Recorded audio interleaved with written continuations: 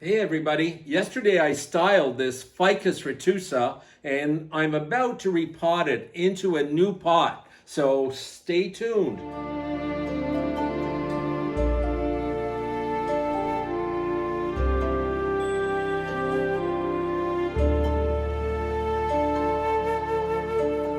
Hi everyone, yesterday I restyled this Ficus Retusa and what I did was actually I removed a couple of competing trunks. I cut one off here with a saw and I cut another big one off here, and with the remaining branches I restyled this tree as an informal upright or Myogi style bonsai. So today I'm about to repot it. One of the reasons why I'm repotting it is because this is a good time of year in our climate here in Canada to repot them, because they need to have warmth at the root level in order to recover quickly. If we try to repot them in the cool winter months, even indoors, they don't do well. So this is a good time of year, July and August. This pot is about the right size. I'm not crazy about that color, and also it was cracked and reglued, so we're about to change the pot. I like to use very pale colored pots with ficus to bring out the natural grayish, pale gray color, dove gray color of the trunk. So I did take out another pot, roughly the same style, but a bit deeper, which is good because this tree, I'm actually tilting it upwards so we can see into it better. So as you can see, it's going to be repotted at an angle, so I need the depth. So we'll take it out of that pot. Now we have to get this pot ready. So as you can see, there's two drainage holes in the bottom. We have to stop them up with a little bit of screening. It's plastic screening. And to hold the screening in place, I'm just going to make some little loops here to hold it in place. So we put the loop through the wire. We turn the pot upside down, push here. You have to be pushing inside at the same time, so it'll be a tight fit. And there we go. Now this part is too long. You have to cut them off quite short. Otherwise, sometimes when you go to pick up the pot, you get your fingernail under there and it hurts. So you don't want that. Okay. So now the other one, you'll note that I'm using just wire scraps. I save all the wire scraps. I hate using new wire, good wire, just for tie downs or for anchoring screening. So yeah, using little scraps here. Here we go, putting it through, and now we put it through the hole. And again, we press down inside, turn it upside down, press down inside. So now those screenings are not going to move. They're not going anywhere. Now we have to tie down our tree into the pot. These bonsai trees are very transportable. People carry them to shows and around their homes. And if they're not tied in, they're likely to fall out, especially when they're outside. You get a heavy wind, you get squirrels, dogs. And before you know it, your bonsai is knocked off the growing table. So you want to tie them down into their pots. Don't forget, in nature, trees have tap roots that does a job of holding them into the ground. When we grow bonsai material, we remove tap roots when the trees are still very young. So they don't have anything to anchor them down. So here are actually the anchoring wires now. You can see them. They go through the bottom from hole to hole, and we're ready to put it in. Now, what I do is stratify my soil. I use an artificial growing medium. It's actually a mixture of chavasai, which is a form of pumice from southern France. I have akadama in there, and a little bit of charcoal. So we're going to put a thicker layer. The thicker layer is about 1/4 of an inch. And we're going to put about no more than 1/3 the depth of the pot. So here we go with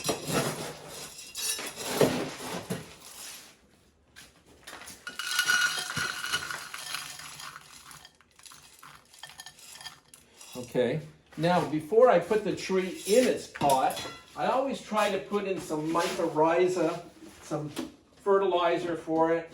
So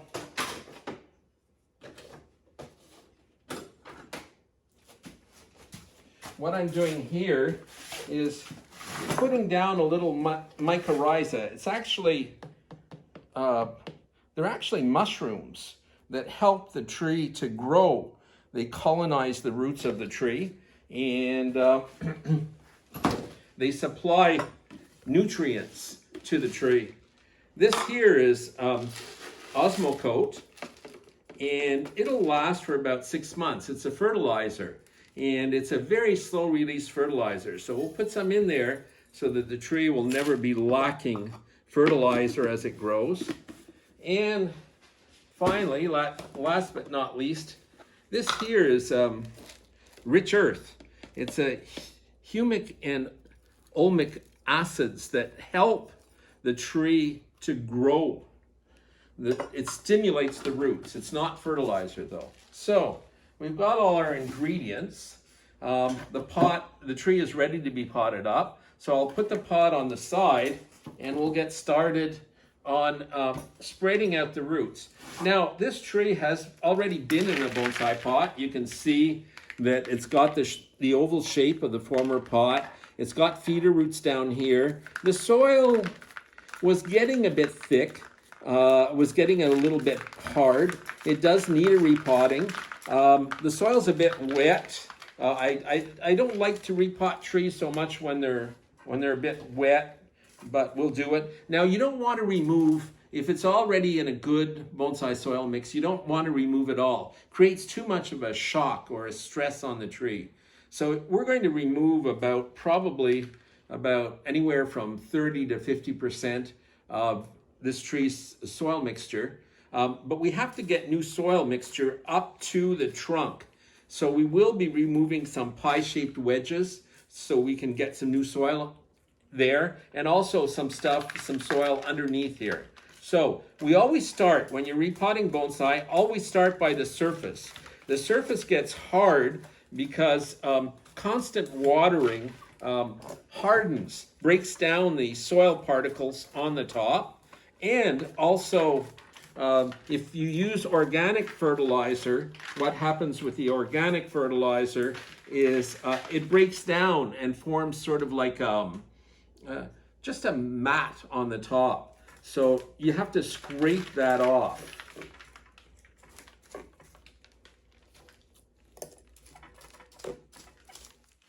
It's always better to use a wooden chopstick rather than metal repotting tools if you can.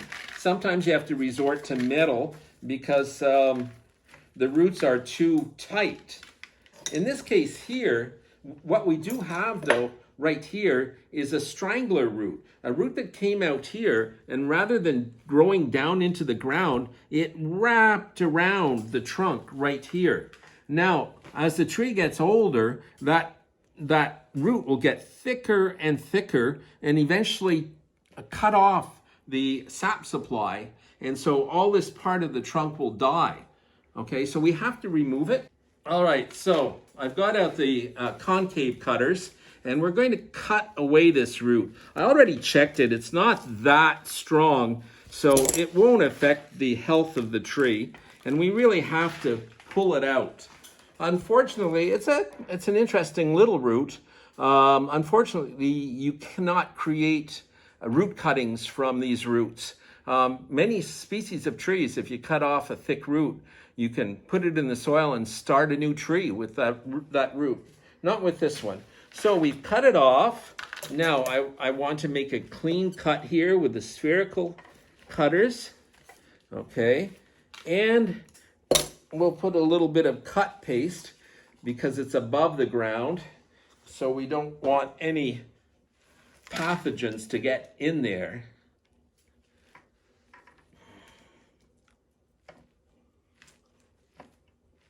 There we go. So that's off. Okay. So we've foreseen some future problems by removing that. we can ensure that the tree will grow in a healthy manner.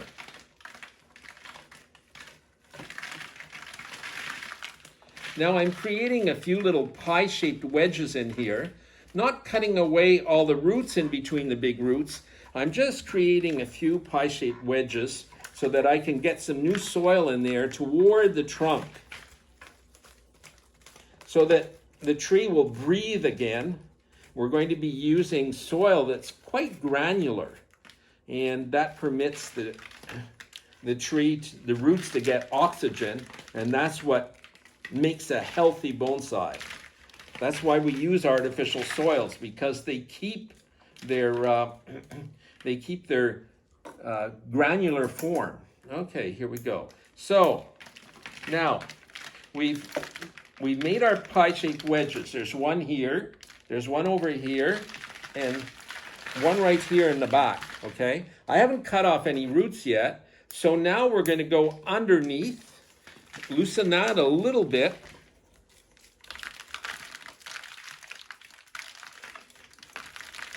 and now we will cut off any of the roots that have gotten too long and really all they're doing is wrapping around in the pot. So what you want to do when you're cutting back roots, you look for tiny little feeder roots. There's one here and there's one here. And you always make a cut facing downwards just below a feeder root so that it will heal over. That cut will heal over once it's been repotted.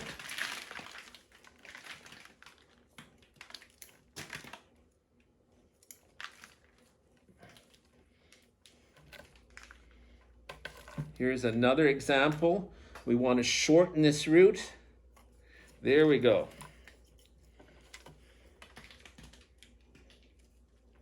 This root is wrapping around. We don't want that either. So we're going to cut that. They tend to spiral in the pots because the pots are square or round. So they hit the walls of the pot and then start to encircle. And we don't want that.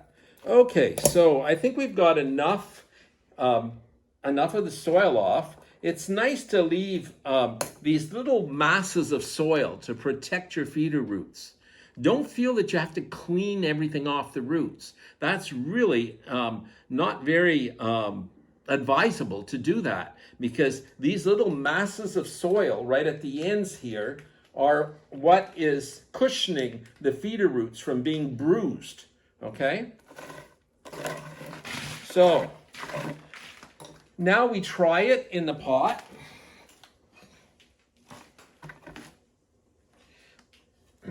The front has been changed. The front is over here, and we are tilting it upwards slightly, okay? So now I'm going to put the medium size soil in. The medium is about 1/8 of an inch. So I'm going to use that for the body of the soil mix. And we'll use a finer mixture. We're trying it out in the pot. Now, it's very crucial that it be well placed in the pot. Because any pot that's oval or rectangular, the tree should be off-centered. You leave about, the Japanese use proportions of 5 to 7. They say the American system of 2/3, 2 to 3 is not very appropriate. It's too extreme. Okay, now I also want to tilt the tree back a little bit so that you can see into it. The viewer has to be able to see from the nabari, which is the root system right here, follow it from the roots all the way up the trunk, right up to the very top, so that you can appreciate the taper in the trunk. It goes from thick, and then we cut away the other trunks, thinner, and finally we used a smaller branch to thinnest up to our top. Our top is the very thinnest, so we've got good taper on this tree, okay? And now I have to off-center it. We're going to balance this longer branch, so we're giving more space on this side, less space on this side. Okay, it's a bit low in the pot. The nabari the base of the tree has to be slightly above the rim of the pot, and then the soil has to go downwards. So we've got it here. Have to make sure that the front is good. And now we will tie it into the pot. There's many ways of tying it in, but I'll just use the most common is just taking these anchoring wires that we put in before. Oh, and by the way, it is off-centered, but also the tree needs to be a bit further toward the back of the pot also. Leave more room in the front, less in the back, to give it a sense of depth. Okay, so we will tie it into the pot now. Often, if I think the wire will damage a major root, I have these little rubber tubes, and I use a rubber tube to protect the root system or a big root when I tie the tree down. In this case, I don't think it's necessary. Now, when you are tying it in, this is aluminum wire and it's weak. So every time you turn, you have to pull outwards and turn. Pull outwards, and then now I can feel that it's resisting. Stop, because it'll break. The same thing for here. You have to pull out, pull outwards, turn, pull outwards, turn, pull. Okay, that's the last one. I'm pretty good at knowing when it'll break. But the tree has to be solid in there. If it moves around in the pot, then the feeder roots can actually break. It is not a good thing for the tree to move around in its pot, but it should be solid. So you should be able, once it's tied in there, you can take this and you can do that with it, and it's not moving anywhere. It'll stay exactly where you tied it in if you've done a good job, okay? Now we're gonna add some of this medium-sized mix. I refuse to call it a soil mix because there's actually no soil in it. It's all artificial ingredients. You've got humus, you've got a little bit of charcoal, and you've got your akadama. You've got about 7 parts akadama, which is a Japanese volcanic soil. Aka means red, dama means clay. So actually it's, when you refer to akadama, you're just saying red clay. Okay, now I'm working that in, and when you're working it in with a chopstick, don't use those cheap little things you get at a Chinese restaurant. Get yourself a good bamboo chopstick. Actually, this one's not bamboo. Somebody made it for me out of cherry wood. I have them in all lengths, thicknesses, sizes. They come in real handy depending on which tree you're potting. You need different sizes.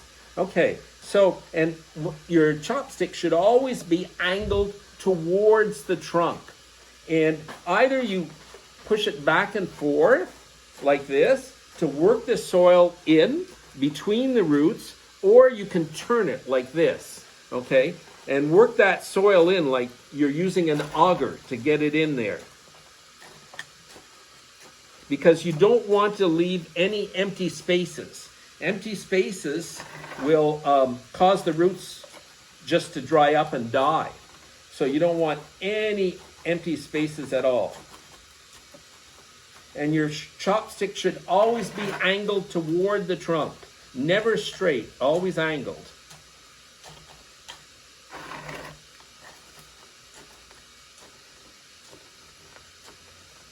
There's a little hole here. You can actually feel the empty spaces with it if you're good with a chopstick. You can feel it out.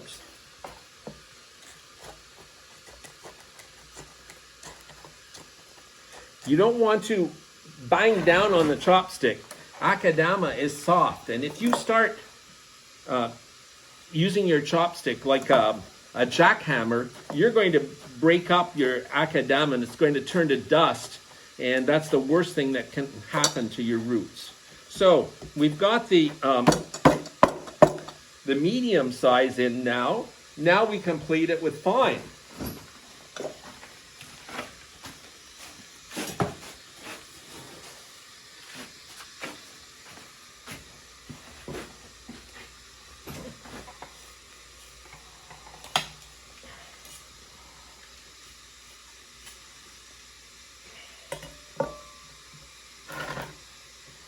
Now you don't need much fine. You always have to leave a little, it's called a collar. You have to leave a little space between the soil level and the edge of the pot. The soil level has to end up below the edge of the pot. That's because when you water, or if you put fertilizer on the top, if it comes level with the pot, and it'll roll off. The water will roll off, the fertilizer will roll off. You don't want that. So you want really to leave a little space, okay? And you just need enough fine mixture. It's the same mixture, it's just finer. It's about 1/16th of an inch, or it's basically about 2 millimeters. And it's to keep more humidity on the top, because there are more feeder roots near the surface.